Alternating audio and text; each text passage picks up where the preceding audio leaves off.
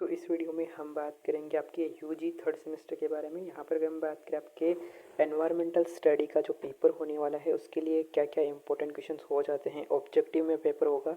तो यहाँ पर अगर हम बात करें आपके लगभग अगर हम बात करें 9 यूनिट रहने वाली है, तो हर यूनिट से किस प्रकार से प्रश्न पूछे जा सकते हैं उसके बारे में बात करेंगे। तो यहाँ पर अगर हम बात करें आपके यहाँ पर आपके पर्यावरण अध्ययन के लिए कौन कौन से इंपॉर्टेंट क्वेश्चन हो जाते हैं उसके बारे में बात कर लेते हैं। पहली यूनिट आपकी रहने वाली है पर्यावरण अध्ययन के बारे में परिचय देना है, इंट्रोड्यूस करवाना है पर्यावरण अध्ययन को।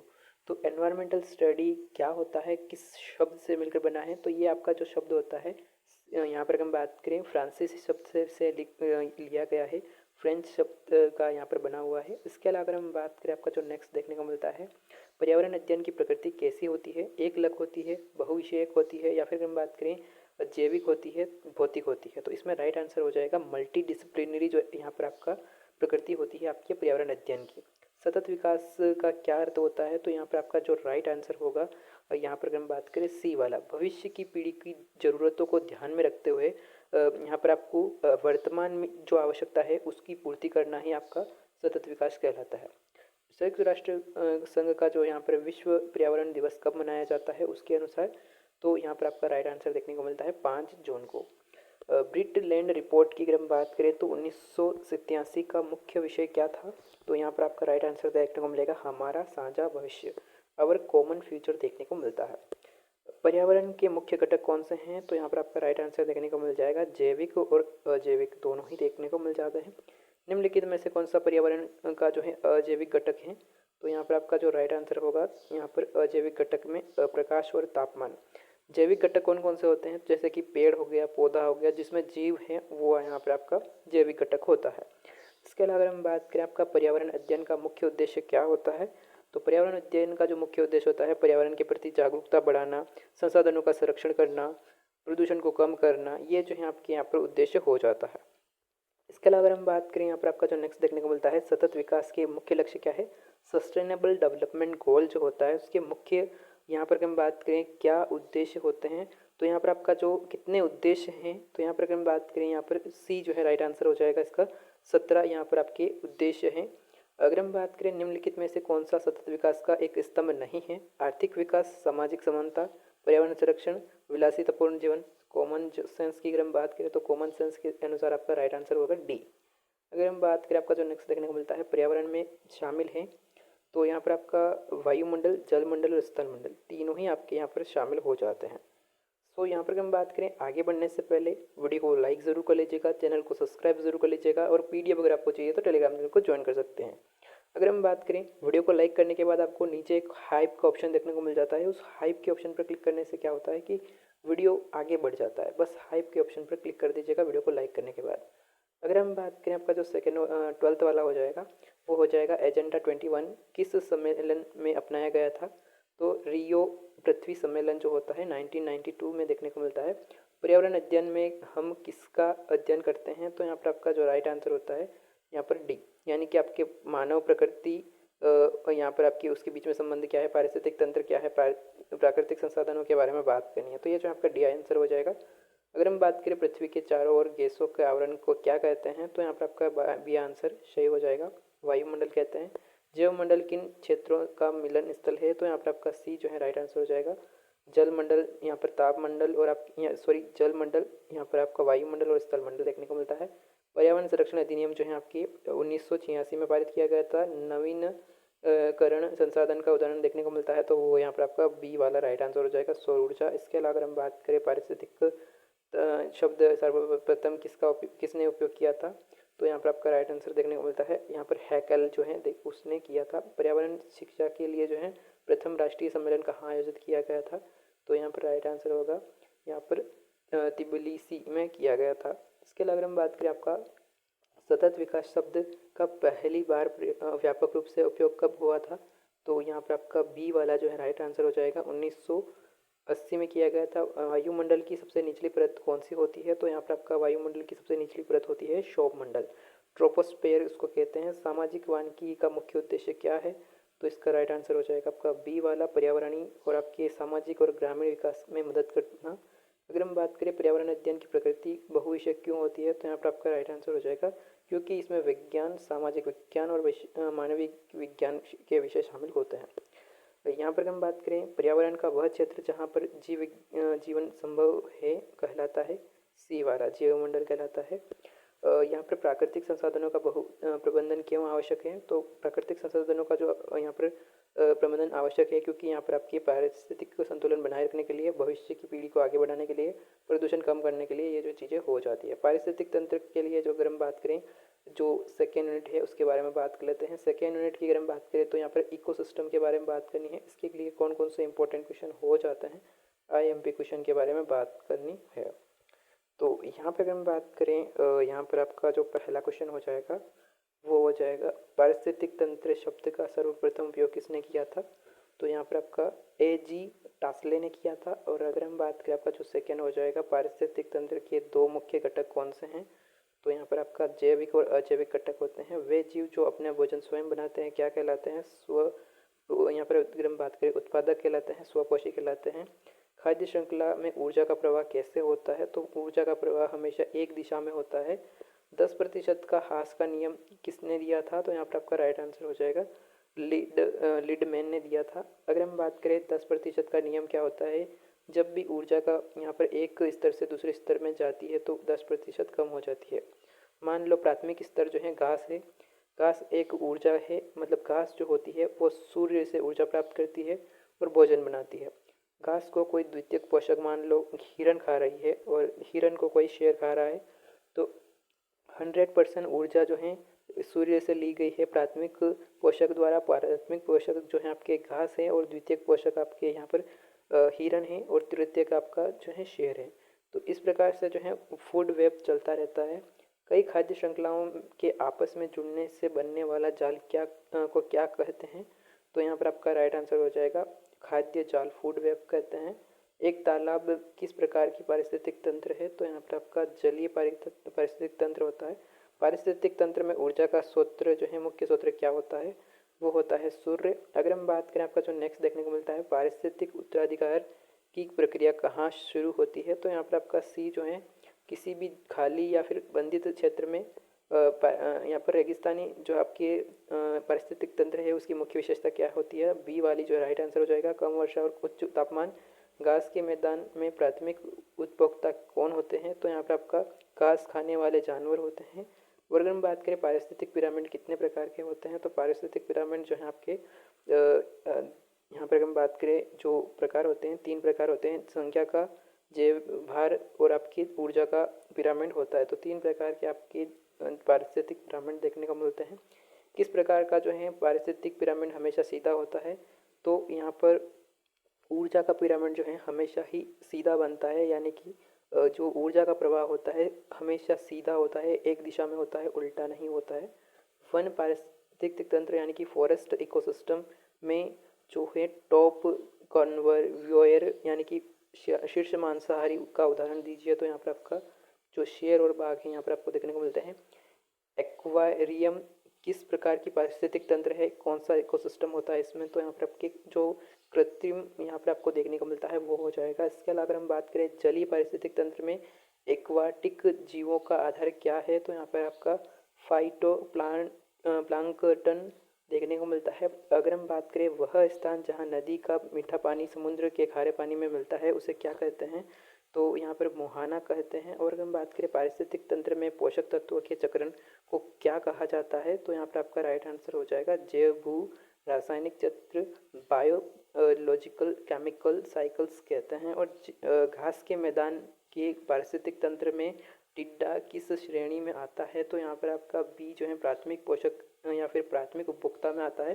पारिस्थितिक तंत्र की कार्यप्रणाली किस पर निर्भर करती है, तो यहाँ पर आपका सी जो है आपका देखने को मिल जाता है, यहाँ पर ऊर्जा का और पोषक चक्र का देखने को मिलता है। इसके अलावा अगर हम बात करें क्लाइमैक्स कम्युनिटी क्या है, तो यहाँ पर आपका बी जो है यहाँ पर राइट आंसर हो जाता है। उत्तराधिकारी की अंतिम और स्थिर अवस्था देखने को मिलती है। तालाब की पारिस्थितिक तंत्र में संख्या का पिरामिड कैसा होता है, तो यहाँ पर आपका राइट आंसर हो जाएगा हमेशा उल्टा होता है। पृथ्वी का सबसे बड़ा पारिस्थितिक तंत्र कौन सा है, तो यहाँ पर आपका सी वाला जो है राइट आंसर हो जाएगा महासागर। मृत जीवों में अवशोषकों को खाने वाले जीवों को क्या कहते हैं, तो यहाँ पर आपका अपरदभक्षी कहते हैं। और अगर हम बात करें आपका जो राइट आंसर हो जाएगा ये जो है आपका बी वाला रहने वाला है, सॉरी। अगर हम बात करें आपका जो नेक्स्ट देखने को मिलता है थर्ड यूनिट के बारे में, तो प्राकृतिक संसाधनों के बारे में बात करनी है, नवीनीकरण और आपके अनवीनीकरणों के बारे में बात करनी है। प्राकृतिक संसाधनों में किस प्रकार से होते हैं, तो पहला आपका देखने को मिल जाता है वे संसाधन जो प्रकृति में सीमित मात्रा में हैं और एक बार समाप्त होने पर दोबारा उसका उपयोग नहीं किया जा सकता है, क्या कहलाते हैं, तो यहाँ पर आपका अनवीनीकरण संसाधन कहलाते हैं। निम्न में से कौन सा जो है संसाधन नवीनीकरण है, तो यहाँ पर आपका सी वाला जो है नवीनीकरण संसाधन कहलाता है पवन ऊर्जा। वनों की कटाई का सबसे मुख्य प्रभाव क्या होता है, तो यहाँ पर आपका अपर्दन मृदापर्दन होता है, विविधता की हानि होती है, वर्षा में पैटर्न में बदलाव होता है, ये जो है देखने को मिल जाता है। इसके अलावा अगर हम बात करें मरुस्थलीकरण का मुख्य कारण क्या है, तो यहाँ पर आपका मरुस्थलीकरण में जो है मुख्य कारण यहाँ पर आपको देखने को मिलता है अत्यधिक चराई, वनों की कटाई, खराब कृषि पद्धति, ये जो है चीज़ें देखने को मिलती है। अगर हम बात करें बड़े बांधों के निर्माण से सबसे बड़ी सामाजिक समस्या क्या पैदा होती है, तो यहाँ पर आपका बी जो है यहाँ पर आपको देखने को मिल जाता है। यहाँ पर स्थानीय और आपके आदिवासी समुदायों का विस्थापन देखने को मिलता है। भारत में जल संकट का मुख्य कारण क्या है, तो यहाँ पर आपका डी देखने को मिल जाता है अत्यधिक उपयोग, प्रदूषण, भूजल का अंधाधुंध दोहन, जल वितरण में असमानता, ये जो है आपको देखने को मिल जाता है। चिपको आंदोलन किस प्रकार का जो है आपके संसाधन के संरक्षण से संबंधित है, तो यहाँ पर आपका सी जो है वन देखने को मिल जाता है। निम्नलिखित में से कौन सा जो है यहाँ पर जीवाश्म ईंधन का उदाहरण नहीं है, तो यहाँ पर आपका सी जो है यूरेनियम देखने को मिलता है। भूमि का कृषि योग्य न हो रहना और उसकी उपजाऊ यहाँ पर शक्ति का कम होना क्या कहलाता है, तो यहाँ पर भूमि क्षरण कहलाता है। इसके अलावा अगर हम बात करें आपको जो नेक्स्ट देखने को मिल जाता है विश्व का सबसे बड़ा ऊर्जा का स्रोत वर्तमान में क्या है, तो यहाँ पर आपका जो है जीवाश्म फॉसिल फ्यूल्स देखने को मिलते हैं। वर्षा के पानी का भविष्य के उपयोग के लिए जो है इकट्ठा करना क्या कहलाता है, तो यहाँ पर आपकी यहाँ पर रेन वाटर हार्वेस्टिंग कहलाता है। ब्लैक गोल्ड किससे कहा जाता है, तो यहाँ पर आपका जो है पेट्रोलियम को कहा जाता है। माइनिंग का एनवायरनमेंट पर क्या इफेक्ट पड़ता है, तो यहाँ पर जो है वनों का नाश होता है, जो अंडरग्राउंड पोल्यूशन होता है, अंडरग्राउंड वाटर पोल्यूशन होता है, और वायु प्रदूषण होता है, एयर पोल्यूशन होता है।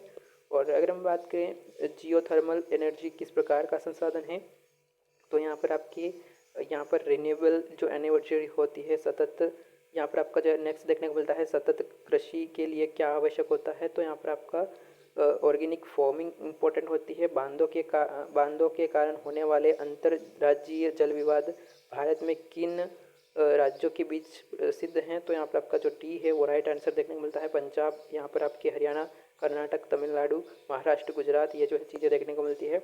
अगर हम बात करें आपका जो नेक्स्ट देखने को मिलता है सोलर सेल्स बनाने में किस तत्व का उपयोग किया जाता है, तो यहाँ पर आपका बी जो है राइट आंसर देखने को मिलता है सिलिकॉन।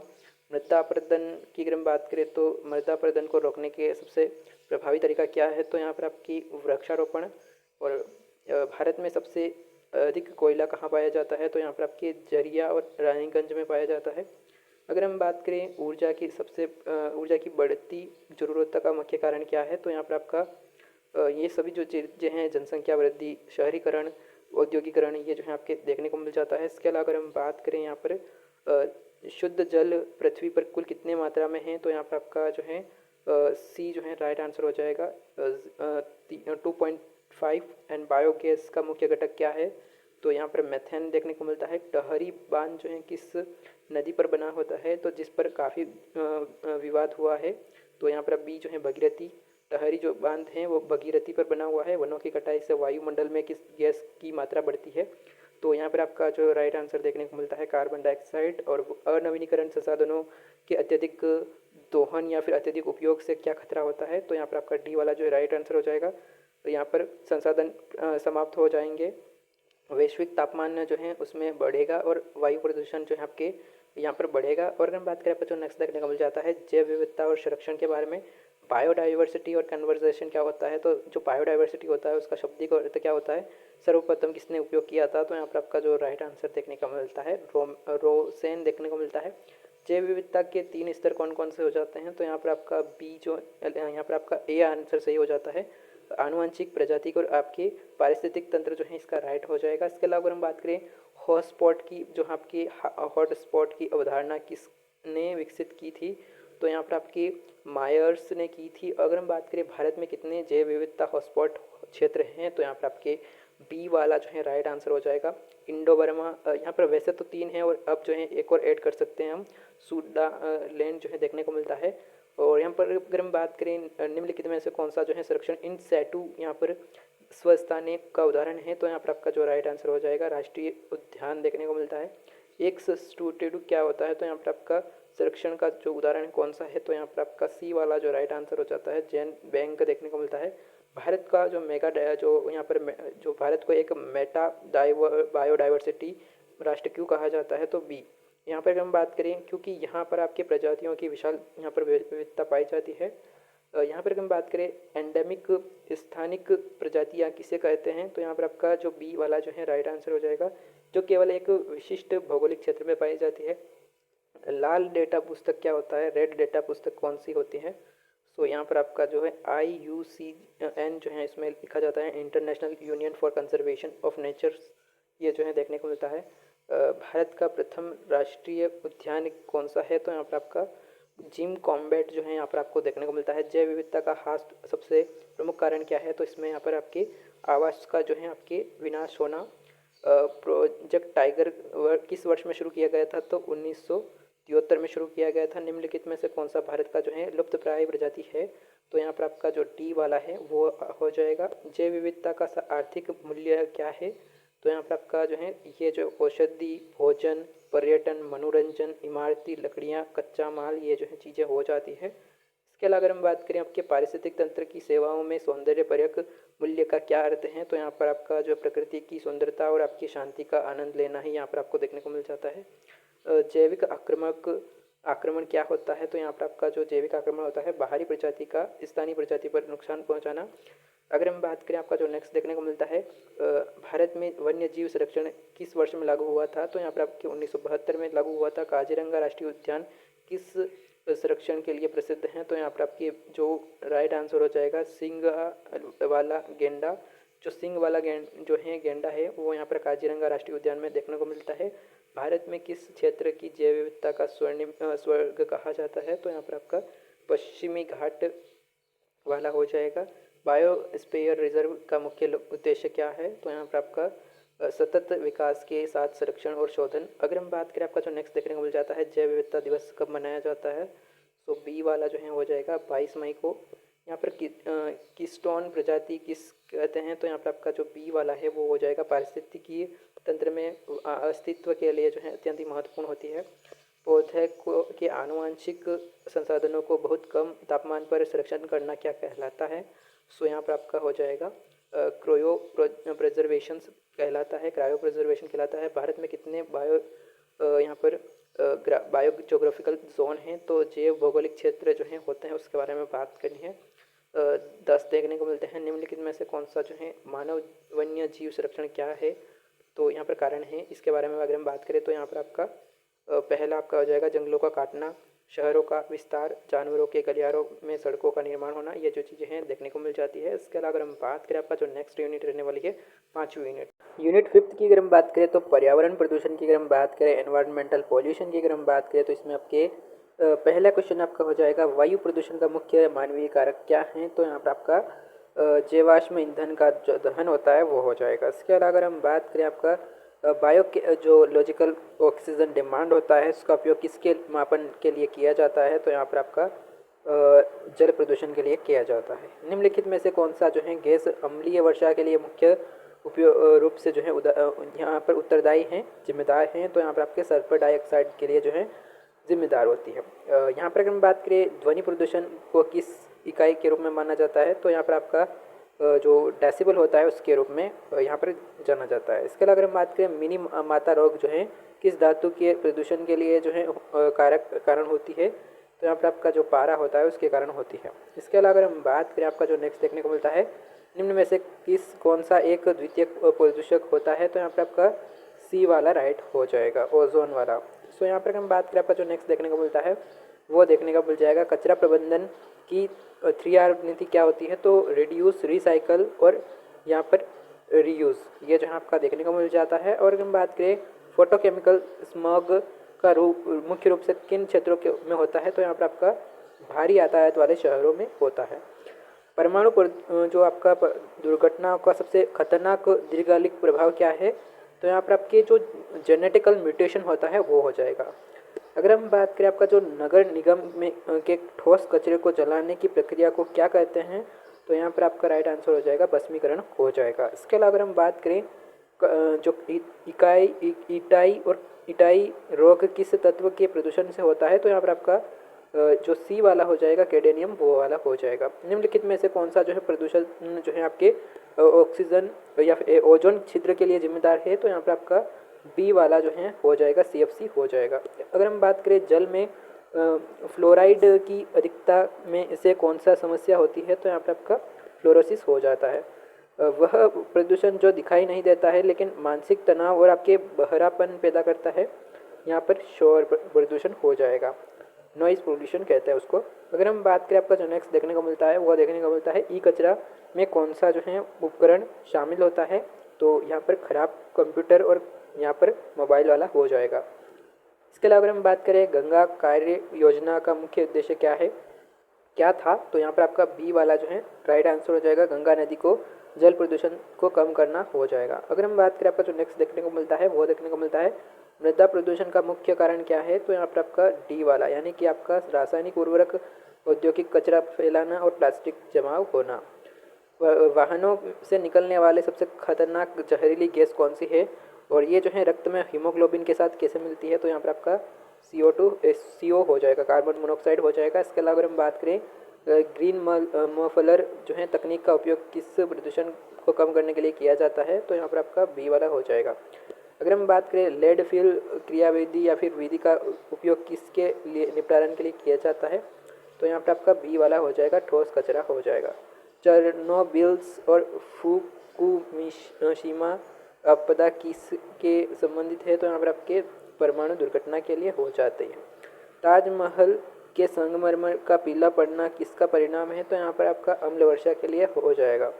अगर हम बात करें जैव निष्पेक्षण का क्या अर्थ है? तो यहाँ पर आपका बी वाला जो हो जाएगा, खाद्य श्रृंखला में जहरीले रसायनों की सांद्रता बढ़ाना।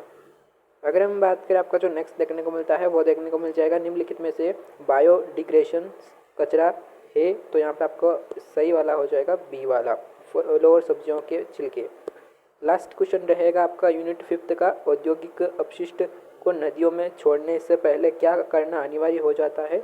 तो यहाँ पर उपचार करना ताकि हानिकारक तत्व जो है निकाला जा सके। सो ये जो है आपके यहाँ पर सेमेस्टर यूजी थर्ड सेमेस्टर पर्यावरण अध्ययन के लिए इंपॉर्टेंट क्वेश्चन रहने वाले हैं। वन शॉट में हमने बात की है यूनिट 5 तक आपके 9 यूनिट रहने वाली है। तो नेक्स्ट पार्ट में हम सेकेंड पार्ट में हम बात करेंगे 6, 7, 8 और 9 यूनिट के बारे में। तो हमने अगर हम बात करें पार्ट यहाँ पर फर्स्ट में 5 यूनिट के बारे में बात कर ली है।